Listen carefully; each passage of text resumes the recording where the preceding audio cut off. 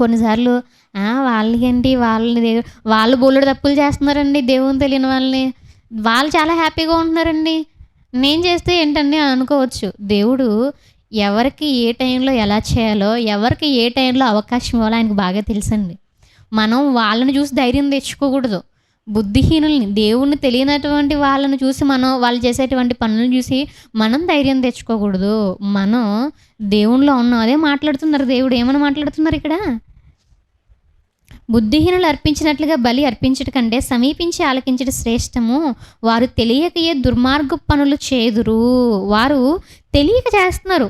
దేవుడంటే తెలియక చేస్తున్నారు వాళ్ళు. అయితే నువ్వు మరి తెలిసి చేస్తున్నావా? మాట్లాడుతూ అంటున్నారు, నీవు దేవుని సన్నిధిని అనాలోచనగా పలుకుటకు నీ హృదయమును త్వరపడనీయక నీ నోటిని కాచుకొమ్ము. దేవుడు ఆకాశమందున్నాడు, నీవు భూమి మీద ఉన్నావు కావున నీ మాటలు కొద్దిగా ఉండవలను. నాకు చాలా ఇష్టం అండి ఈ మాట అంటే. దేవుడు మాట్లాడుతున్నారనమాట. నీవు దేవుని సన్నిధిని అనాలోచనగా నువ్వు పలకొద్దు. ఆయన ఆకాశమందున్నాడు, నీవు భూమి మీద ఉన్నావు. ఈ సందర్భంలో ఒక మాట మనం జ్ఞాపకం చేసుకునేటువంటి ప్రయత్నం చేద్దామండి. అపోస్తుల కార్యాల్లో ఒక మాట ఉంటుంది. అపోస్తుల కార్యాలు 7వ అధ్యాయము 50వ వచనం. అయినను ఆకాశం నా సింహాసనం, భూమి నా పాదపీఠం, మీరు నా కొరకు ఏలాంటి మందిరం కట్టుదురు. ఆయన మాట్లాడుతున్నారు. ఏగైనా మళ్ళీ ప్రసంగి గ్రంథంలోకి వద్దామండి. అయితే పిల్లలు మనం ఆలోచన చేసినట్లయితే ఆయన మాట్లాడుతున్నారు ఏంటట? ఆకాశం ఆయన సింహాసనం, భూమి ఆయన పాదపీఠం. అంటే మనం ఆలోచన చేసినట్లయితే ఆయన యొక్క స్వరూపం, ఆయన యొక్క స్ట్రక్చర్ అనేది ఎలా ఉంటుందనేది మనం ఇమాజిన్ చేసుకోవచ్చు. జస్ట్ మనం ఊహకు అందినంత మనం ఆలోచన చేసామనుకోండి, ఊహకు అందదు. బట్ మనం ఆలోచన చేసినట్లయితే ఆకాశం ఆయన సింహాసనం అట, భూమి ఆయన పాదపీఠం అట. అప్పుడు ఎలా ఉంటుంది ఆలోచించేయండి. జనరల్గా మనకంటే హైట్ ఉన్నటువంటి వాళ్ళు ఉన్నారనుకోండి, ఇలా చూస్తూ ఉంటాం. కొన్నిసార్లు మెడ కూడా నొప్పి వస్తూ ఉంటుంది అలాగే అలా మాట్లాడుతుంటే చూస్తూ ఉన్నప్పుడు. అయితే మనం ఆలోచన చేసినట్లయితే ఆయన 6 అడుగులు కాదు, 60 అడుగులు కాదు, ఎంతట ఆకాశం ఆయన సింహాసనం, భూమి ఆయన పాదపీఠం. అంటే ఆయన ఎంత పెద్ద స్వరూపం కలిగి, ఎంత ఉన్నతంగా, ఎంత గొప్పగా ఉన్నారో ఆలోచన చేయాలండి. అంత గొప్పవాడు మన దేవుడు. అంత గొప్పగా ఉన్నటువంటి దేవుడిని మనందరం కూడా కలిగి ఉన్నాం. మనందరం కూడా ఆలోచన చేస్తే. అయితే ఆయన ఆకాశం ముందు ఉన్నాడు, మనం భూమి మీద ఉన్నాం. మరి మనం ఎంత ఉంటామండి? ఇంత ఉంటాం. బాగా ఆలోచన చేసినట్లయితే మేబీ దేవుడు దగ్గర మనం ఎలా కనిపిస్తామంటే చిన్న ఇసుకరవంత కనిపిస్తామేమో. ఆలోచన చేయండి పిల్లలు. ఒకసారి మనం ఆలోచన చేసినట్లయితే ఒక ఏనుగు ఉందనుకోండి, ఏనుగు దగ్గరికి వెళ్ళి మనం ముందుకెళ్ళి ఎలా పడితే అలా మనం ఎక్స్ట్రాల్ చేస్తామా? అక్కడ పెంచుకున్నటువంటి ఏనుగులు కాదు, మామూలుగా అడవిలో తిరిగేటువంటి ఏనుగులు ఉంటాయి. వాటి దగ్గరికి వెళ్ళి నువ్వెంత నేనెంత అని చెప్పేసి దాని ముందు మనం వెళ్ళి నుంచోగలమా? ఏం చేయట్లా, తొండంత ఇలా అంతే చాలు, ఎక్కడికి వెళ్ళి పడతాం మనం. పోనీ సింహం దగ్గర ఉన్నాం అనుకోండి, దాని దగ్గరికి వెళ్ళి మనం ఏమన్నా చేయగలమా? సింహం నువ్వు గాండ్రిస్తున్నావు, నేను గాండ్రిస్తున్నాను అని వచ్చి అక్కడికి వెళ్ళి అక్కడ నువ్వు ఆ మాట కూడా చెప్పక్కర్లే, వెళ్ళండి ఏమవుతుంది? అంటే భూమి మీద ఉన్నటువంటి మనకంటే గొప్పగా ఉండేటువంటి కొన్ని దేవుడు పెట్టారు సృష్టిలో. కొన్ని జంతువులను పెట్టడం జరిగింది, కొన్ని వాటిని పెట్టడం జరిగింది. వాటి దగ్గరికి వెళ్ళి మనం వేషాలు వేయచ్చా? వేస్తే ఎలా ఉంటుంది? నెక్స్ట్ సెకండ్లోనే మనం అక్కడ ఉన్నాం. అయితే పిల్లలు మనం ఆలోచన చేసినట్లయితే దేవుడి దగ్గర కూడా మనం ఆలోచన చేసినట్లయితే దేవుడిది ఎంత స్వరూపం అండి? చాలా పెద్ద స్వరూపం. అటువంటి దేవునితో మరి మనం మాట్లాడుతున్నప్పుడు ఎంత జాగ్రత్తగా మాట్లాడాలండి? ఎంత జాగ్రత్తగా ఆలోచన చేయండి. అనాలోచనగా నువ్వు పలకవద్దు. ఈరోజు దేవుని యొక్క సన్నిధిలో ఎంతమంది పలుకుతున్నారో ఆలోచన చేయండి. దేవుని సన్నిధి అనగానే దేవుని మందిరం దగ్గరికి వచ్చినప్పుడు కావచ్చు, లేదనంటే నువ్వు ప్రార్థన చేసుకున్నప్పుడు కావచ్చు, 2-3 ఎక్కడైతే ఉంటారో అక్కడ నేను ఉన్నానంటారు. అనగా ఇప్పుడు నువ్వు ఫ్యామిలీ ప్రేయర్ చేసుకుంటున్నావు, అక్కడ కూడా నువ్వు దేవునితో మాట్లాడుతావు. నువ్వు ఒంటరిగా ప్రార్థన చేసుకుంటావు, అక్కడ కూడా దేవునితో మాట్లాడతావు. దేవుని సన్నిధి నీ దగ్గర ఉన్నది. అయితే పిల్లలు మనం ఆలోచన చేసినట్లయితే ఎంతమంది జాగ్రత్తగా ఆలోచించి దేవుడితో ఒక మాట చెప్తున్నా ఆలోచన చేయాలండి. పిల్లలు ఈ సమయంలో మనం ఆలోచన చేసినట్టయితే ఎన్నోసార్లు మనం దేవునితో ఎన్నో మాటలు చెప్పుంటామండి. అయితే వాటన్నిటిని కూడా మనం నెరవేరుస్తున్నామా లేదా అనేది ఈ యొక్క సమయంలో మనం ఆలోచన చేయాలండి. నిజంగా మనందరం కూడా నెరవేరుస్తున్నామంటారా? దేవుడికి ఎన్ని మాటలు చెప్పాం ఆలోచన చేయండి.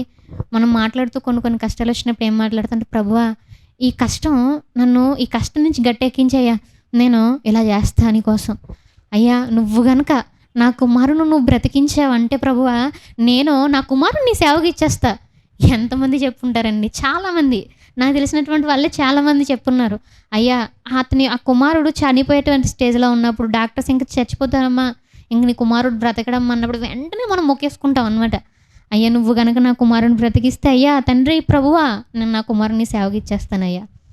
తర్వాత దేవుడు బ్రతికిస్తారు, నీ కళ్ళ ముందే నీ కుమారుడు పెరుగుతారు. తర్వాత ఉండేటువంటి సందర్భాలను బట్టి మనం ఏమైపోతామంటే మనం మార్చేసుకుంటాం మన మైండ్ని.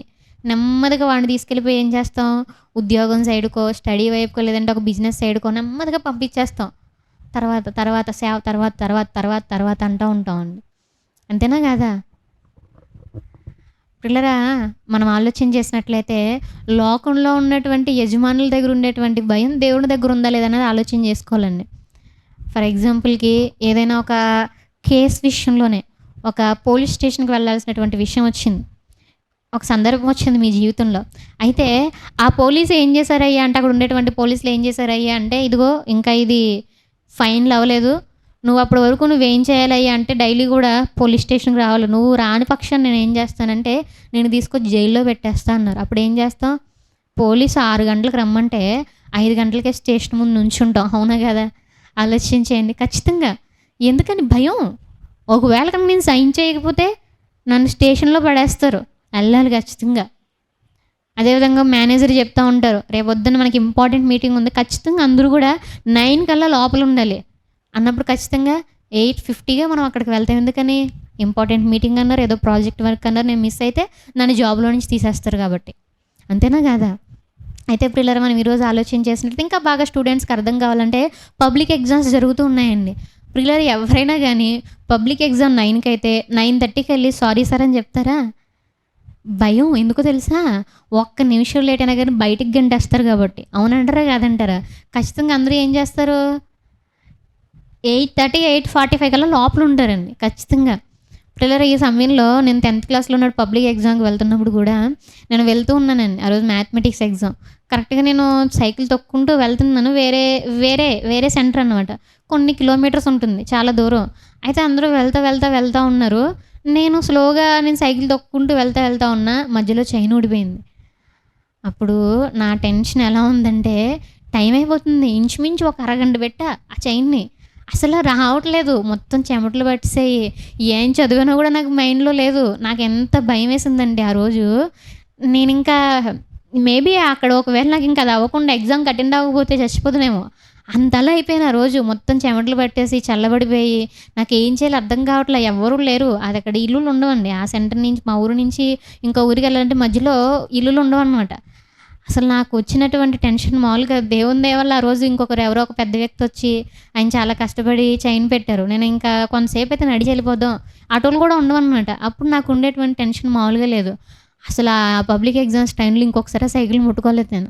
వెంటనే వెళ్ళిపోయి వేరే వాళ్ళ దగ్గర నుంచి వెళ్ళి వాళ్ళని అడిగి ఇది చేసి అది చేసి వేరేది వేసుకెళ్ళాను తప్పించి ఒక భయం ఏర్పడిపోయింది నాకు. నెక్స్ట్ డే ఏం చేశానయ్యి అంటే, జనరల్గా నేను ఒక 7:30 ఆ టైంకి బయలుదేరేదాన్ని, నెక్స్ట్ డే 6:30కే బయలుదేరాను, అలాంటి ప్రాబ్లమ్స్ వస్తాయేమని. అలా ఇప్పుడు కూడా మనం ఆలోచన చేసినట్లయితే అంతే భయం ఉంటుంది స్టూడెంట్స్ కూడా. అంటే లోపలికి ఎలో చేయరేమో అనేటువంటి ఒక భయం. లోకంలో ఉన్నటువంటి ఒక మేనేజర్కి, లోకంలో ఉన్నటువంటి పై అధికారులకి మనం అంత భయపడుతున్నప్పుడు ప్రియులారా, ఈరోజు దేవుడి దగ్గర మనం అంతే భయం కలిగి ఉన్నాం. అందుకే దేవుడు మాట్లాడతారు, నీ దేవుని యందు నువ్వు భయభక్తులు కలిగి ఉండాలి. ఒక భక్తి ఉంటే సరిపోయేది కదా, భక్తి ఉంటే సరిపోదండి, భయం కూడా ఉండాలి. భయం కూడా లేదనుకోండి ఏం చేస్తాం తెలుసా, ఇష్టం వచ్చినట్టు తిరుగుతాం. అదే చేస్తున్నారు నేటి సమాజంలో కూడా. అందుకే దేవుడు మాట్లాడుతున్నారు, నీవు దేవుని సన్నిధిలో అనాలోచనగా పలుకొద్దు నువ్వు. ఎంత గొప్పగా ఉందండి మాట. ఒకసారి చదువుదామా మళ్ళీ మనందరం కూడా.